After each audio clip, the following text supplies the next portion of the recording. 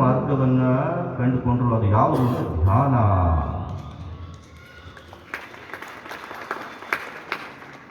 ಎಲ್ಲ ಸಂತರು ಶರಣರು ಅನೇಕ ಮಾರ್ಗಗಳನ್ನು ಕಂಡುಕೊಂಡಿದ್ದಾರೆ.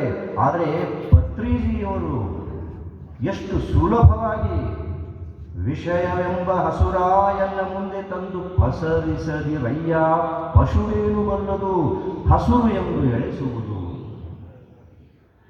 ಒಂದು ಹಸುವನ್ನು ತಂದು ಇಲ್ಲಿ ಕಂಬಕ್ಕೆ ಕಟ್ಟಿ ಹಾಕಿ ಅಲ್ಲಿ ದೂರದಲ್ಲಿ ಒಂದಿಷ್ಟು ಹಚ್ಚ ಹಸಿರಾದಂಥ ಹುಲ್ಲನ್ನು ಇಟ್ಟು ಬಿಟ್ರೆ ಅದು ಏನು ಮಾಡುತ್ತೆ ಅಂತಂದ್ರೆ ಜಗ್ತದೆ. ಆದಷ್ಟು ಆ ಹಗ್ಗವನ್ನು ಕಿತ್ತಿಕೊಂಡು ಬಂದು ಅದನ್ನು ತಿನ್ನಲಿಕ್ಕೆ ಪ್ರಯತ್ನ ಮಾಡ್ತದೆ. ಹಾಗೆ ಬಸವಣ್ಣನವರು ಹೇಳ್ತಾ ಇದ್ದಾರೆ, ಪಶು ಮೈ ಝುಮ್ ಅಂತದ ಆ ಶಬ್ದ ಕೇಳಿದೆ. ಬಸವಣ್ಣನವರು ಭಕ್ತಿ ಭಂಡಾರಿ ಬಸವಣ್ಣನವರು, ವಿಶ್ವಕ್ಕೆ ಭಕ್ತಿಯ ಬೆಳಕನ್ನು ನೀಡಿದಂಥ ಬಸವಣ್ಣನವರು ಹೇಳ್ತಾ ಇದ್ದಾರೆ, ಪರಮಾತ್ಮನೇ ನಾನೊಂದು ಪಶುವಿನಂಗಿದ್ದೀನಿ. ಪರಮಾತ್ಮನೇ ಏನು ಮಾಡುವುದು, ಕೃಪೆ ಮಾಡು, ಏನು ಕೃಪೆ ಮಾಡು ಅಂತಂದ್ರೆ ಈ ವಿಷಯವೆಂಬ ಹಸುರು ನನ್ನ ಮುಂದೆ ತಂದು ಹಾಕಬೇಡ ಪರಮಾತ್ಮನೇ, ಕೃಪೆ ಮಾಡು. ಯಾಕೆ? ಅಷ್ಟು ಬಲಿಷ್ಠದವರು, ಎಂಥೆಂಥವರನ್ನು ತಲೆ ಕೆಳಗೆ ಮಾಡಿಬಿಟ್ಟವ. ಸತ್ತವೆನ್ನಾಸೆಗಳು ಗೆದ್ದೆನಿಂದ್ರಿಯ ಗಣವ ಚಿತ್ತವಿನ್ನು ಅಲುಗೋದು ಎಂಬ ಜಂಬ ಬೇಡ. ಎತ್ತನಿಂದಲೂ ಗಾಳಿ ಮೋಹ ಬೀಜವ ತಂದು ಬಿತ್ತಲಾರದೆ ಮನದಿ ಮಂಕುತಿಮ್ಮ. ಎಷ್ಟು ಅದ್ಭುತ! ಯಾಕಂದ್ರೆ ಅಷ್ಟು ಪವರ್ಫುಲ್ ಆಗಿದವು, ಅಷ್ಟು ಪ್ರತಿಕ್ಷಣ ನಮ್ಮನ್ನು ಜಗ್ತವೆ. ಹಾಗೆ ಹೊರಮುಖವಾಗಿ ಜಗ್ತಾ ಇರುವಂತಹ ವಿಷಯಗಳ ನಮ್ಮ ಮನಸ್ಸನ್ನು ಎಷ್ಟು ಅದ್ಭುತವಾಗಿ ಅಲ್ಲೋಲ ಕಲ್ಲೋಲ ಮಾಡ್ತಾ ಇದ್ದಾವಲ್ಲ, ಹೀಗೆ ಸದಾ ಆ ವೃತ್ತಿಗಳನ್ನ, ಆ ವಿಷಯದ ವೃತ್ತಿಗಳಿಗೆ ಹರಿತಾ ಇರುವ ನಮ್ಮ ಮನಸ್ಸನ್ನ ಸ್ವಲ್ಪ ನಮ್ಮೊಳಗೆ ತಿರುಗಿಸಿಕೊಳ್ಳುವುದಕ್ಕಾಗಿ ಏನಾದರೂ ಒಂದು ಸುಲಭ ಮಾರ್ಗ ಇತ್ತು ಅಂತಂದ್ರೆ ಅದು ಬ್ರಹ್ಮರ್ಷಿ ಪತ್ರಿಜಿಯವರು ಕಂಡುಕೊಂಡಿರ್ತಕ್ಕಂಥ ಧ್ಯಾನ ಮಾರ್ಗ. ಅಂತಹ ಧ್ಯಾನ ಮಾರ್ಗವನ್ನ ತಾವೆಲ್ಲರೂ ಪ್ರತಿ ಕ್ಷಣ ಅನುಭವಿಸ್ತಾ ಇರೋದು, ಅದನ್ನು ಅನುಸರಿಸ್ತಾ ಇರೋದು ಈ ಬದುಕಿನ ಸಾರ್ಥಕತೆಯ ಒಂದು ಲಕ್ಷಣ. ಶರಣರು ಅಷ್ಟೆಲ್ಲ ಶ್ರಮಪಟ್ಟು ಮನುಷ್ಯನನ್ನು ಉದ್ಧಾರ ಮಾಡುವುದಕ್ಕಾಗಿ ಏನು ತಮ್ಮ ಕಣಗಳಲ್ಲಿ, ತಮ್ಮ ಹಗಲು ರಾತ್ರಿಗಳಲ್ಲಿ, ನರನಾಡಿಗಳಲ್ಲಿ ಆ ಭಾವವನ್ನು ತುಂಬಿಕೊಂಡು ಬದುಕಿದ್ರಲ್ಲ, ಇವತ್ತು ಅವರ ಕನಸು ನನಸಾಗ್ತಾ ಇದೆ. ಇಂಥ ಒಂದು ಪರಮ ಕಾರ್ಯಕ್ರಮ, ಒಂದು ಸುಂದರವಾದಂಥ ಒಂದು ಕಾರ್ಯಕ್ರಮವನ್ನು ಮಾಡಿ ಈ ಮನಸ್ಸನ್ನು ಶಾಂತಗೊಳಿಸೋಣ. ಯಾಕೆ? Stress is the main cause of all diseases. ಸಾಕಷ್ಟು ಕಾಯಿಲೆಗಳಿಂದ ಇವತ್ತು ಮನುಷ್ಯ ಬಳಲ್ತಾ ಇದ್ದಾನೆ. ದೈಹಿಕ ಕಾಯಿಲೆಗಳು, ಮಾನಸಿಕ ಕಾಯಿಲೆಗಳು, ಬೌದ್ಧಿಕ ಕಾಯಿಲೆಗಳು ಎಲ್ಲ ಕಡೆ ಈಗ ಒಂದು ಕಾಯಿಲೆಗಳ ಗೂಡಾಗ್ತಾ ಇದೆಯಲ್ಲ ಶರೀರ. ಇದಕ್ಕೆ ಮುಖ್ಯ ಕಾರಣ ಏನು ಅಂದರೆ ಸ್ಟ್ರೆಸ್, ಒತ್ತಡ.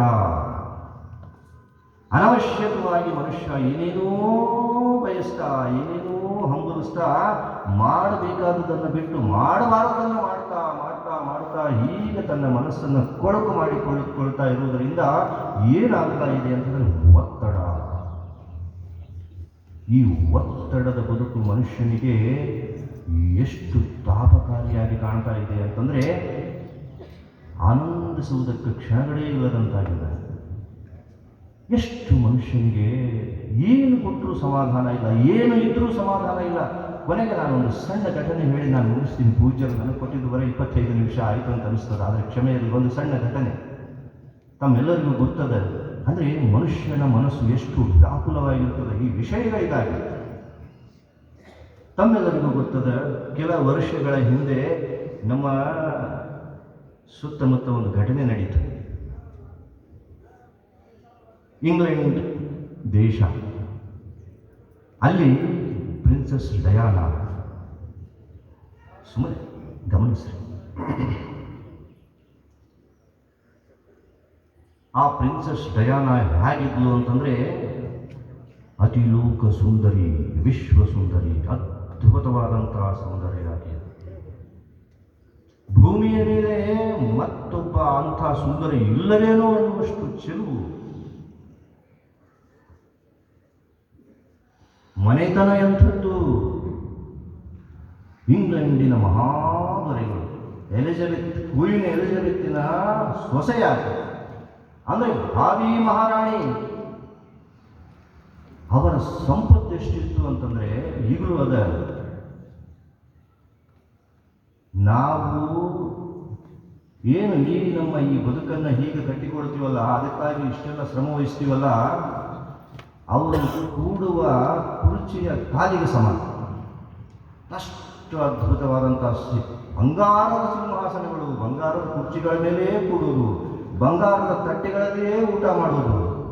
ಇಷ್ಟು ಸಂಪತ್ತು, ಅಷ್ಟು ಸೌಂದರ್ಯ. ನಂತರ